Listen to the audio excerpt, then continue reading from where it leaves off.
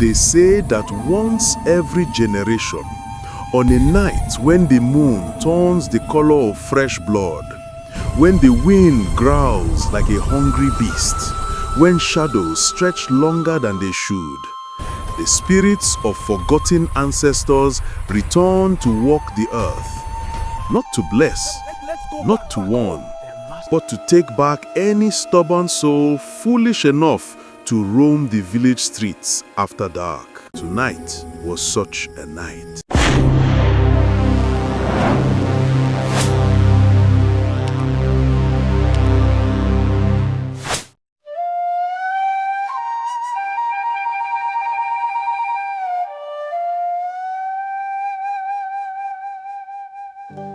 The moon hung huge and red above the land, like an eye watching everything below. Its eerie glow washed over the old Yoruba village of Aba-Ogun, where thatched roofs crouched low and smoke rose in thin threads from the clay chimneys. Between the looming silhouettes of ancient Iroko, Odo, and baobab trees, the wind swept through the narrow footpaths with a sound that was half whisper, half warning.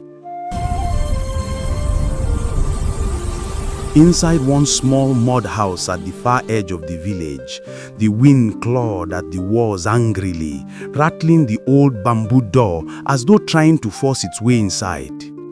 The flickering oil lamp cast warped shadows across the cracked walls as Mama Ronke stirred a pot of egusi soup with tired, slow movements. Sweat clung to her forehead, but her eyes remained sharp and watchful. Eyes that had seen too many things people no longer spoke of aloud. Her sons sat near the doorway, restless and full of the careless energy of youth. Femi, the older one, broad-shouldered, fearless, always chasing adventure, and Dare, his younger brother, slender, sharp-tongued, and curious to a fault.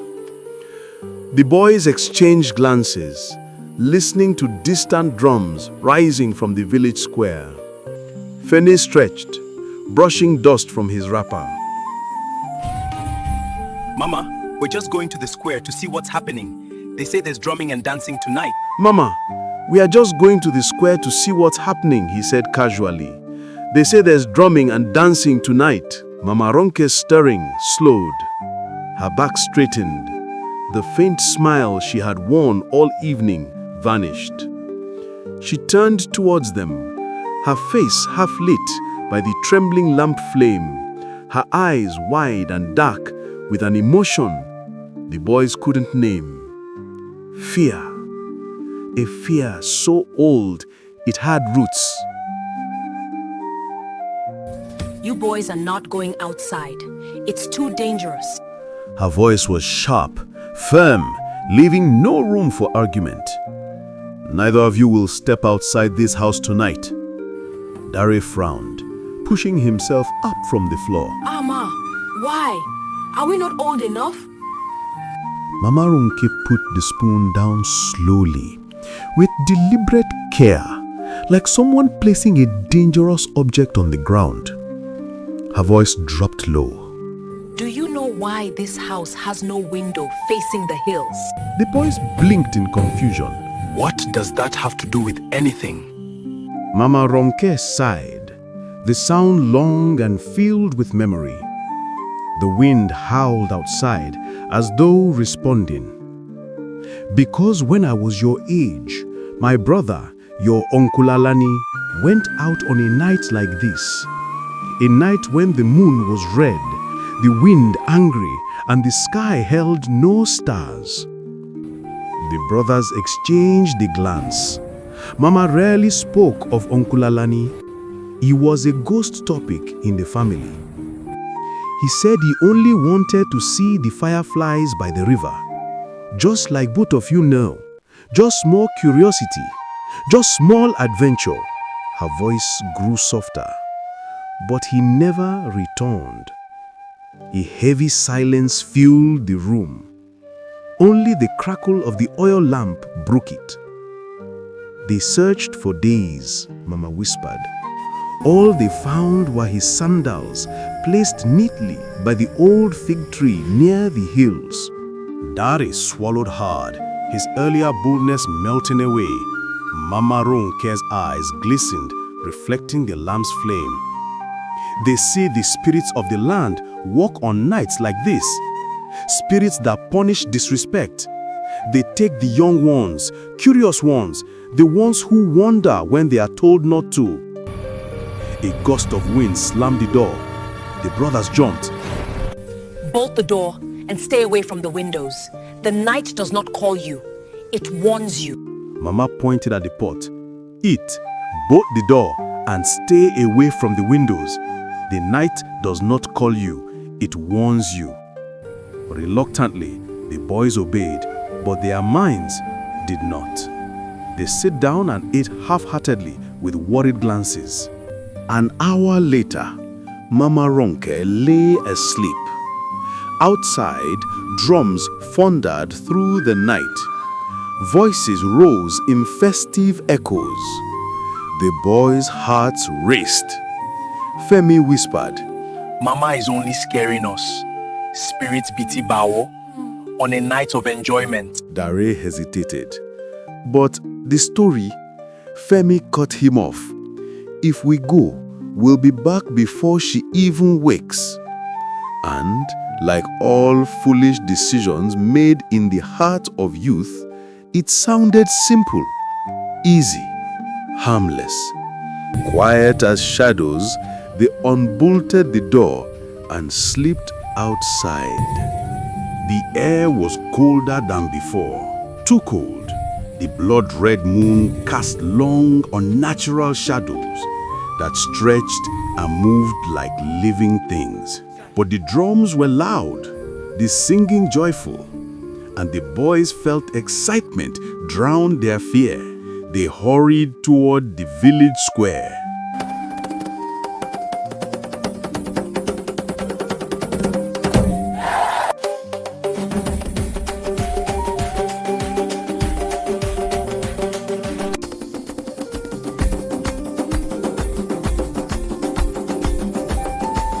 Under the massive Iroko tree in the center of the square, villagers, young and old, danced in wild circles.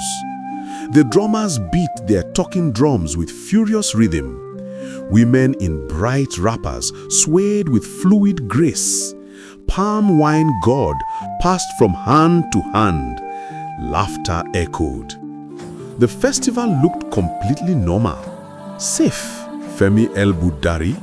You see, Mama was just being dramatic. But before Dari could reply, a sudden hush fell over the crowd.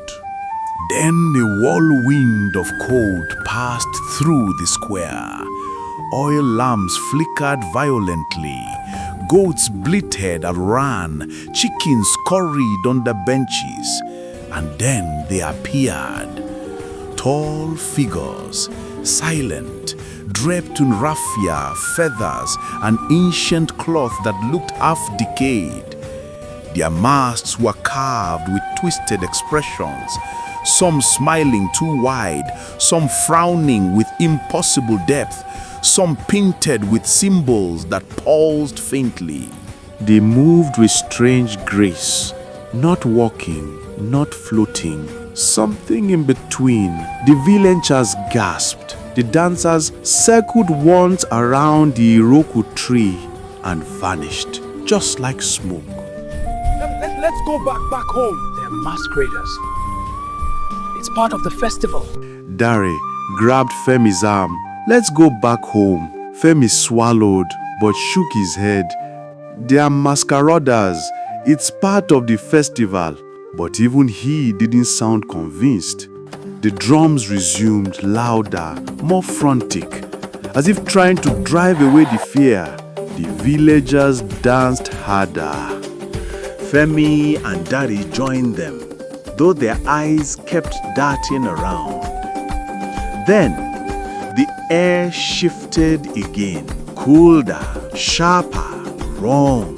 The ghostly dancers reappeared, not far away this time, Among the people, the villagers screamed and scattered.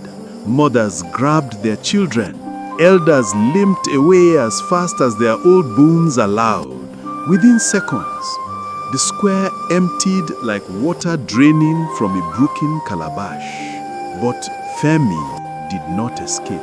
He stood frozen as the masked figures surrounded him in a tightening circle. Dare cried out, Femi, run! but his brother couldn't move. The dancers moved closer and closer. Then one of them stepped forward. Slowly, silently, it lifted its mask just enough to reveal what lay beneath. A face that was once human, now half-rotted, eyes hollow and filled with unspeakable sorrow. It extended a long, raffia-covered hand toward Femi, a silent command, "Come." Dare rushed forward, but hit an invisible force like a wall of cold air. He fell backward, helpless. Femi's mouth opened in a silent scream. Darkness wrapped around him like a cloak. And then all the ghostly dancers paused. A new mask formed in the air, weaving itself from mist and shadow. A gleaming mask with subtle hints of Femi's face, his eyes wide with terror. The mask descended into the circle. When the dancers vanished, Femi vanished with them. Taken, claimed, lost to the spirit world forever. Moral of the story: the child who ignores the warnings of elders will play on the iroko tree where spirits dwell. The night does not always call in invitation. Sometimes the night calls in warning. Obey elders, respect sacred nights, and never challenge the spirits that walk when the wind cries. Dear viewer, if you enjoyed this story, like the video, drop a comment which part scared or surprised you most. Subscribe for more African folk tales, horror legends, and mythic stories. Turn on notifications so you don't miss the next midnight tale.